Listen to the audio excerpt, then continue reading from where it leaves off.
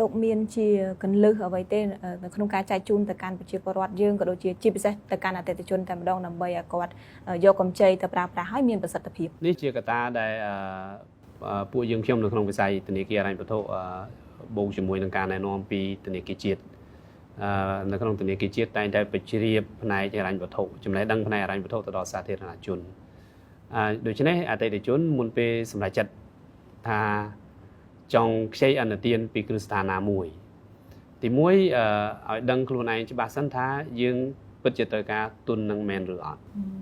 ហើយដើម្បីយើងដឹងថាយើងត្រូវការទុននឹងមែនឬអត់យើងយកវាទៅធ្វើអីហើយទុនដែលយើងអាចយកពីវិស័យ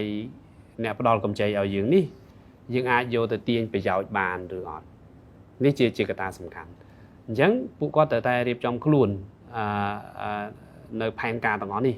តើខ្ញុំត្រូវការទុនប្រមាណយកទៅធ្វើអីហើយទុននេះនឹងផ្ដល់ផលប្រយោជន៍អីខ្លះមកដល់ខ្ញុំដើម្បីចូលទៅក្នុងវិស័យហិរញ្ញវត្ថុនិងធនាគារជាទូទៅទៅដល់ខាងមន្ត្រីគេនឹងសួរព័ត៌មានឯកសារមួយចំនួនដូច្នេះអតិថិជនគួរត្រៀមខ្លួនរៀបចំខ្លួនឯងដើម្បីមកទី1ត្រូវមានឯកសារ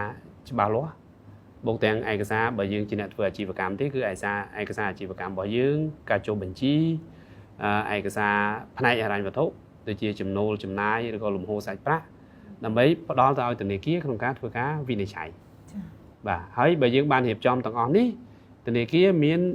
ព័ត៌មានគ្រប់គ្រាន់ហើយមានលទ្ធភាពច្រើនក្នុងផ្ដល់អនុទានទៅដល់អតិថិជនហើយអតិថិជនខ្លួនឯងក៏មានលទ្ធភាពច្រើនក្នុងការយកអនុទាននេះទៅ